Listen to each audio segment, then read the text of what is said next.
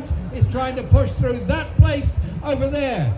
The Spy Cops Bill, the Overseas Operations Bill, all these bills designed to empower a Secretary of State to legislate beyond the powers of Parliament, to restrict protest, to organise counter-surveillance operations, and so many other things. This is a very, very dangerous and very slippery slope.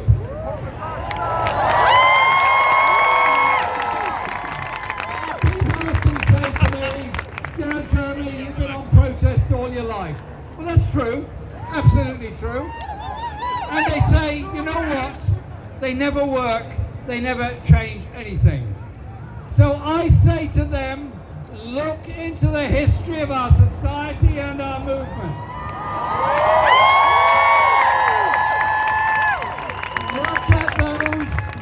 Look at those who were so brutally mown down in Peterloo in Manchester in the 1820s. They fought back.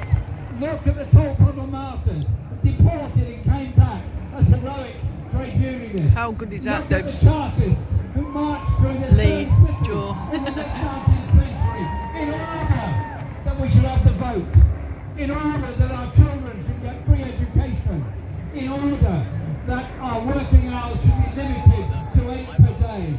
Look at all those protests that made a massive difference.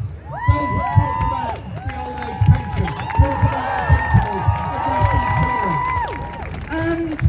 And anyone who protests is denigrated at the time.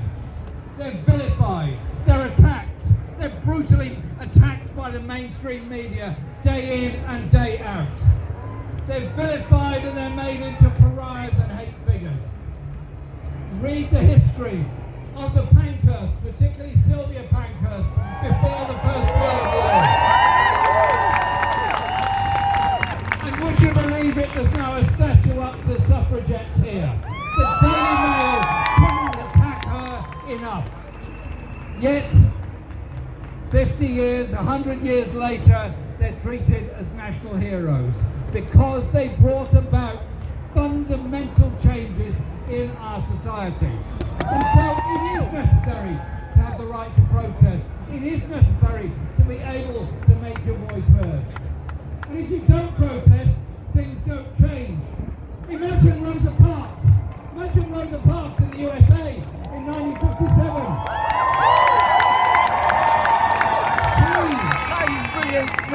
Go on, Jeremy. She refused to accept the racism. She refused to accept the Jim Crow laws. Her individual act of bravery led to the civil rights movement, led to Martin Luther King, and led to, for the first time, some degree of anti-racist legislation in the United States.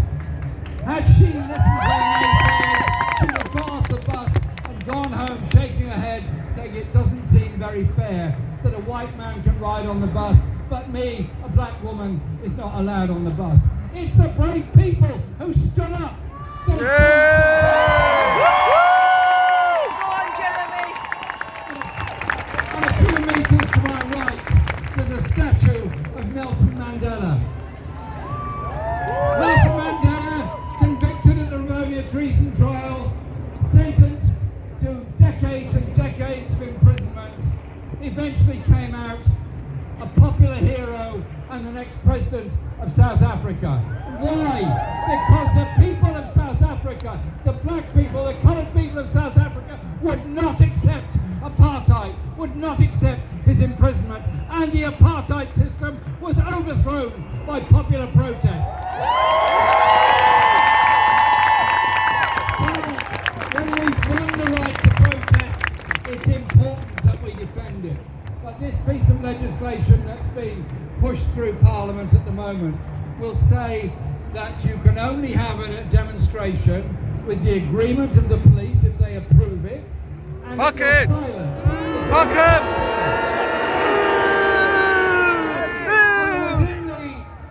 Within the privacy of this small number of people in this square, can I share an idea with you? Go on, yes. How about, come Christmas time, if we haven't defeated the legislation by then, a whole bunch of us meet here in Parliament Square and beautifully and in tune sing Silent Night. To see what happens then. But it's also about preventing communities standing up. Standing next to me is the wonderful Zara Sultana, MP for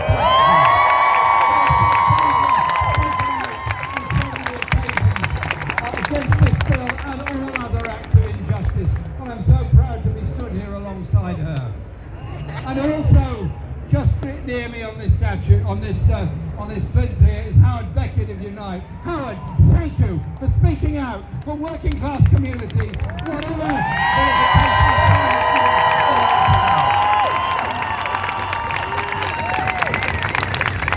because going back again, not so long ago in history, in the 1970s, a Tory government led by Ted Heath tried to restrict the powers of trade unions to act to represent their members and was threatened with all kinds of terrible things. They imprisoned 5 dockers in Pentonville prison. What happened? A massive and illegal demonstration and strikes took place all over the country. And within 4 days, the official solicitor appointed a tipstaff who went to the prison and asked for the release of the 5 dockers. They were released because of popular action. We have to look at what this bill will also do. It will prevent communities speaking out against maybe unfair planning decisions that are happening to them, maybe all kinds of things. But one community that is almost always vilified, almost always badly treated, almost always attempted to be silent, are the Gypsy and Traveller and Roma people of this country. Well, I stand with the Gypsy, Roma and Traveller communities in this country, as I do all across Europe. And they have always been the ones under threat. When the Nazis got to power in Germany, they came for the gay community, they came for the Roma community, they came for the Jewish community, they came for the black community, they came for every other identifiable minority in order to kill them, murder them and destroy them. The road to oppression is the silence of the rest of us. So I do say, stand up to your right to make your voice heard. And can we send a message today, here in Parliament Square, to those people in Myanmar who are now being bombed by the military? Last week I had a long conversation, a call with one of the leaders of the Garment Workers Union, who said to me, the military are coming after the working class organisations, they're coming after the trade unions, they're trying to silence us because we want the right to organise, to improve our conditions, improve our wages. And what does our government do? Tries to buy PPE equipment from Myanmar, from militarily owned companies there. So we are acting today in solidarity with so many other people all around the world. Making our voice heard is very important. And that's why we on this platform have voted against the second reading of the police bill, likewise the spy cops bill, likewise the overseas operations bill. And I voted against the renewal of the coronavirus restrictions, not because I deny corona, I don't. It's serious, it's real, and it's dangerous. But you don't have to empower the police on the back of that legislation in order to...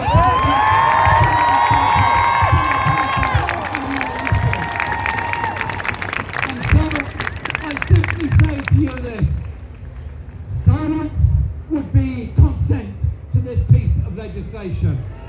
Our presence here, such as our presence at Clapham when poor Sarah Everard was murdered and there was a perfectly correct and proper vigil held in her memory. I want to live in a society where it is safe to walk the streets, where you can speak out, you can demonstrate, and you don't have to seek the permission of the police or the Home Secretary to do so. Democracy and democratic rights were never handed down from above. The rich, the powerful, the big businesses, the big corporations never demanded freedom of speech, never demanded freedom of organising, never demanded rights for trade unionists. All they demanded was power and privilege and preservation of power and privilege for themselves. I want to live in a world of peace and justice. I want to live in a world of human rights and democracy. And I'm prepared to make people uncomfortable in that process of defending and advancing our human rights and our justice.